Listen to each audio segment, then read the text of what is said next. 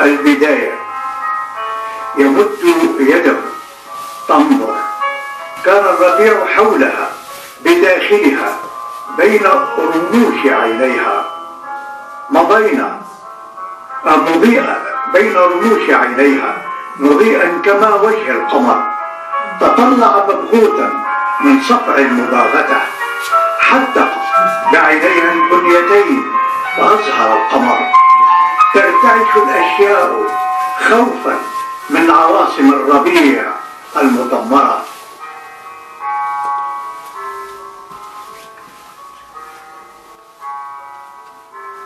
قال في سره ثم همس لها: أجل، للربيع عواصفه القاصفة للأحلام. لم تتكلم، كانت تحدق فيه وكان يحدق في الفراغ الذي يحويه بعد. لم يريا في الخارج لون السماء، كانت لا تمطر، كانت لا تبكي،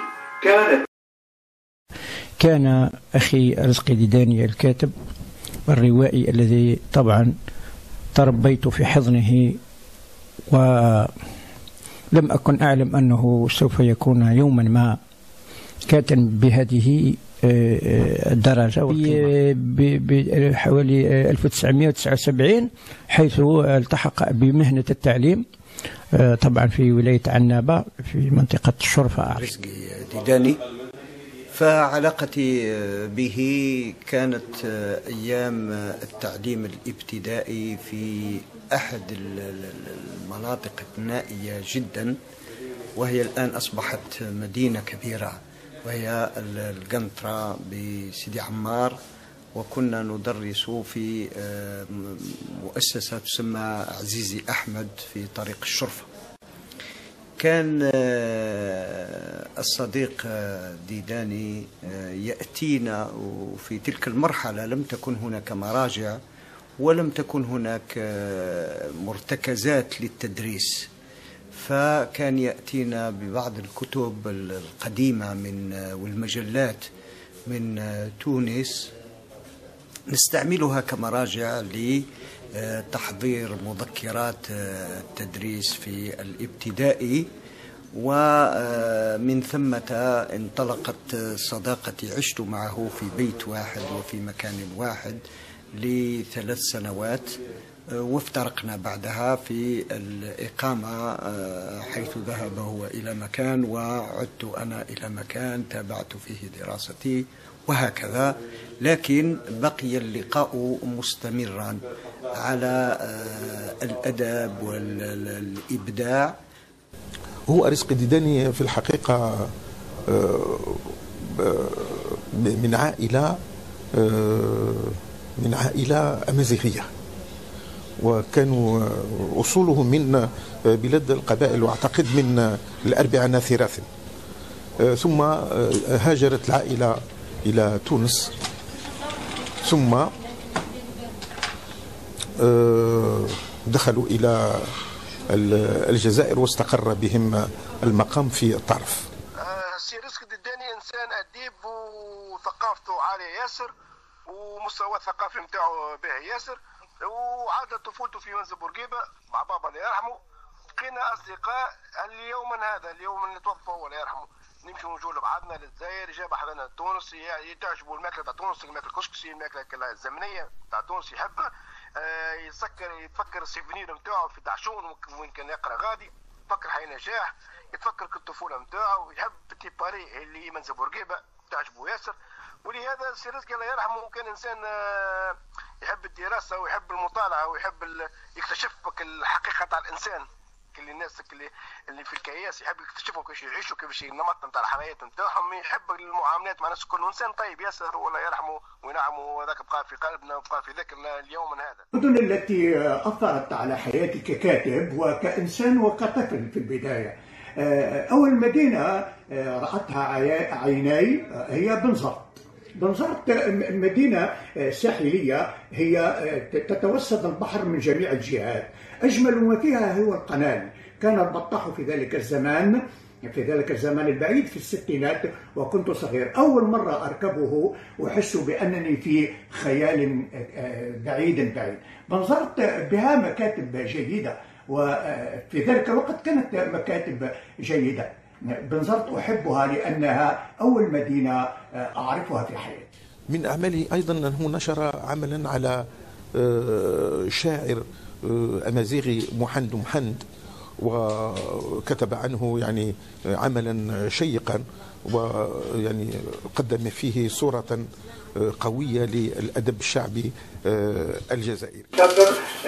فوق السحاب محند محند الذي يؤرخ له ويفكك المهمة الحضارية إلى الاستعمار الفرنسي.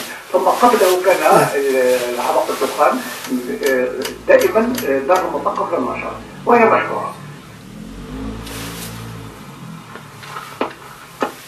نبدأ بقبل دار نشر المثقف والأستاذة سميرة منصوري. رأى الكتاب النقدي لي هو المسافر فوق السحاب محند محند الذي يؤرخ له ويفكك المهمة الحضارية إلى الاستعمار الفرنسي. ثم قبله كان العبق الدخان دائما دار المثقف للنشر وهي مشهورة. الأستاذ الأديب المبدع رزقي ديداني أعتقد أنه ظاهرة ثقافية وإبداعية متميزة. رزقي ديداني كان متنسكا، كان متصوفا في صومعة الكتابة وفي صومعة الإبداع، وقد جعل من الكتابة مسكنه ووطنه، وقد كتب أعمال في اعتقادي مهمة ينبغي أن يلتفت إليها النقد الجزائري والباحثين لدراستها وتحليلها وإبراز القيمة الفنية والجمالية وحتى التاريخية لهذه الأعمال. على الصديق العزيز ديداني أرزقي أتذكره وهل لنا أن ننساه، وهو الذي كتب في كثير من الفنون الإبداعية، من الرواية إلى القصة إلى الشعر إلى السينما إلى الفكر الذي قاده من خلال قراءاته المتعددة ليكون اسما حاضرا كأبهى ما يكون الحضور في مثل هذه الفنون كلها. ولكنه على ما أذكر وكلما التقينا وسمحت الظروف بذلك إلا يحدثني عن أحلامه، عن أمانيه، عما يفكر فيه من خلال نصوصه القصصية أو الروائية أو السينمائية. وكثيرا ما كنا نخوض في مثل هذه القضايا العامة دون أن ندخل في تلك التفاصيل التي تبقى خاصة به حينما يتناول هذه الموضوعات بلغته الطرية الندية القابلة للتجدد بين فن وفن آخر. وهذا ما جعلني أؤكد على أنه كاتب كبير فقدته الساحة الأدبية الفكرية الفنية بشكل عام، وليس لنا إلا أن نستذكره وأن نستعيد صوته الأدبي العارف بأدواته التي يكتب من خلالها هذا الإبداع المتنوع. كأنما أقول إنه كان ذلك الفرد بصيغة الجمع فيما يكتبه ويعلنه في الناس. باهت ومضطرب يمتاز بالاضطراب الكامل، فانك لا تعرف اين توزع ولا تعرف كيف توزع. والحمد لله الحمد لله لي حظ وجدت دارا تطبع لي، هي دار المثقف مشهورة على حساب خاص. نعم شبه حساب خاص وليس خاص. التوزيع هي توزع في اقرأ بنهم، متفرغ تماما، حياته كرسها للكتابة وللقراءة. تحسه فيلسوف، سي ان غران فيلوزوف، يتحدث بلا ورقة بلا قلم، بلا يصعد إلى المنصة، يدخل إلى النقاش، يدخل في أي موضوع بلا مقدمات. تمنيت أنه يترك رأسه بيننا قبل أن يذهب. هذا ما عندي مكتبة في البيت، لكن المكتبة اللي لقيتها عند رزقي ديداني اللي تتجاوز 1800 كتاب، وفيها أمهات الكتب خلتني لا أتجه إلى مكان. أتحسر على دار الثقافة ربما، أو أتحسر أيضا على ما على باليش أذكر المسرح، لكن لما نشوف المكتبة خلاص أكتفي بالمكتبة، أكتفي بالإصغاء إليها عوض أني أذهب أقطع مسافة من هنا إلى مكان. أيضا أنتم الشعراء الذين تسكنون فوق نزلوا للروائي الذي يمكث تحت، وكنا نلتقي، وكانت جلساتنا الثلاثية تغنينا عن الجلسات الأخرى. كانت حميمية رائعة، إنسان صح عاش في غرفة وفي قرية، لكنه أنجز عالم سيصعب على أي أحد، على أي يعني ناقد أو باحث أو قارئ أنه يكتشفه. لازم له الكثير من الوقت، لازم له الكثير من الوقت كي يكتشف هذا الإنسان الشفيف جدا. هو إنسان شفيف ومرهف، أحب عنده حاجة اللي ندم عليها أنه متزوج مثلا في آخر عمره. لو غران إيريتاج، الإرث اللي فعلا حققه لنا هو ما يقوله وما يفعله وما خلاصة ما قرأه طيلة 16 سنة أو 17 سنة اللي عشتهم أنا معه. وفي البداية كان أرزق ديداني كان شغوفا بالفلسفة، وكان يقرأ كثيرا عن الفلاسفة، ثم تحول إلى الكتابة، ولعله بدأ بالقصة القصيرة. وذكر لنا بأن الأديب الكبير الجزائري طاهر وطار هو الذي فتح له أبواب الأدب، وخاصة في القصة القصيرة. طاهر وطار كان يشرف على كثير من الصفحات الثقافية في الجرائد الوطنية منها الشعب، وأول ما كتبه أرزق ديداني نشر له في جريدة الشعب، كتب قصة قصيرة فنشرت له في جريدة الشعب عندما كان طاهر وطار يشرف على هذه الصفحات. ويذكر ديداني أنه في التسعينات أول كتاب نشر له نشره طاهر وطار، وهي عبارة عن مجموعة قصصية. هو لديه مجموعة كبيرة من المؤلفات، منها الاجتثاث والراعي الوحيد والهارب وطائر المدينة وزمن الأباطرة. الهارب هو عبارة عن قصة، عبارة عن سيرة ذاتية لرزق ديداني. وفي يده جريدة، هذه الجريدة كانت دلالة ورمزية لأنه كان مطلعا. ما تنشر له قصيدة أو قصة أو كذا يأتي فرحان ويروح يشري دجاجة اليوم ربي يرحمها ويقول لها ذبحها على خاطر نشرت قصيدة في نشروا لي قصيدة والناس كل عدو يعرفوني. وكنت عنده هذه الغلو في الفرح، وهو لما تنشر له نص. إذن فأنا نسجت هذه الحياة عنه، وبذلك سرا دون أن يعلم به أحد. وبسبب نقده قدرت نتحسن في الكثير من الأشياء.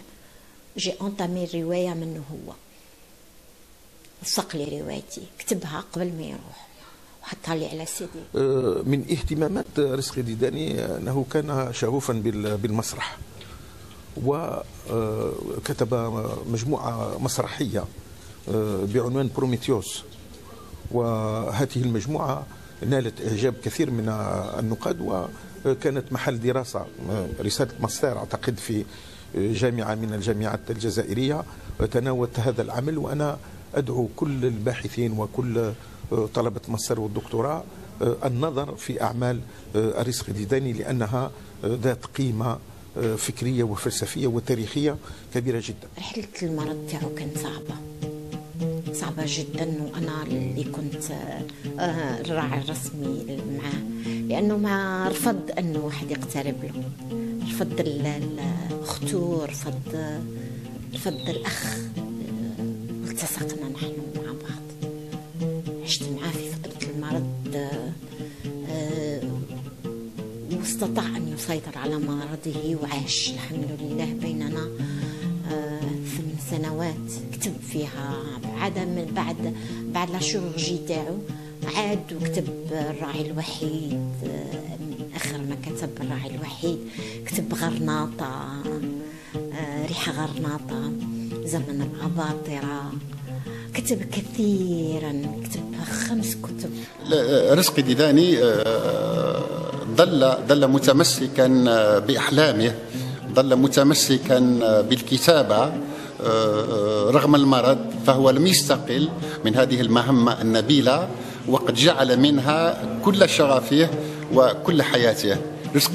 رزقي ديداني عاش للكتابة وأعطى كل عمره وكل شغفه للكتابة. آخر قبل وفاته بمدة قصيرة في معرض الكتاب قبل هذا المعرض السابق، زارني في المعرض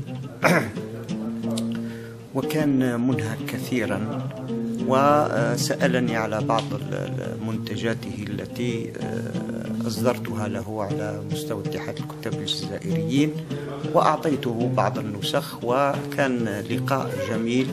ربما كان يودع أو ربما كان يريد أن يسترجع معي كثير من الحكايات القديمة. فقط أن تجمع أعماله هذه كي تكون أعمالا كاملة، وهي ستكون بالنسبة له هدية وهو في ملكوته الأعلى، وستكون بالنسبة إلينا المسار الإبداعي الذي تركه لنا وللأجيال القادمة، أو أن نعمل أيضا في ولاية الطارف على أن تسمى مؤسسة تربوية أو ثقافية باسمه، وهو يستحق ذلك، وهو دين علينا يجب أن نوفيه له، وهو في جنات النعيم حيث رحمة الله الرحيم.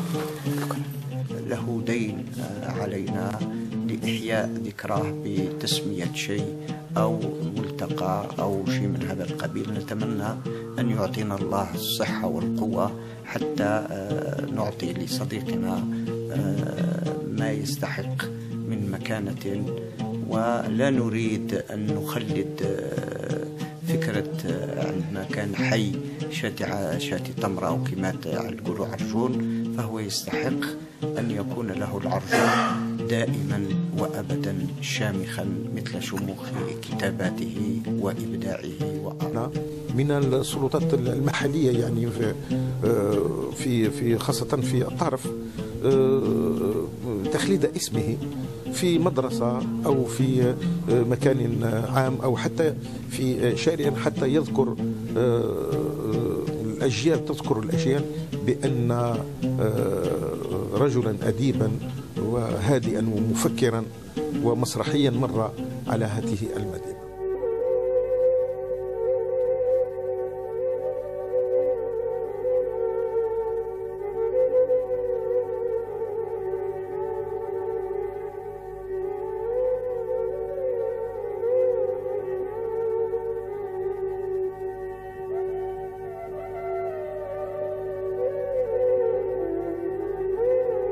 قال في سره ثم همس لها: أجل، للربيع عواصفه القاصفة للأحلام. لم تتكلم، كانت تحدق فيه وكان يحدق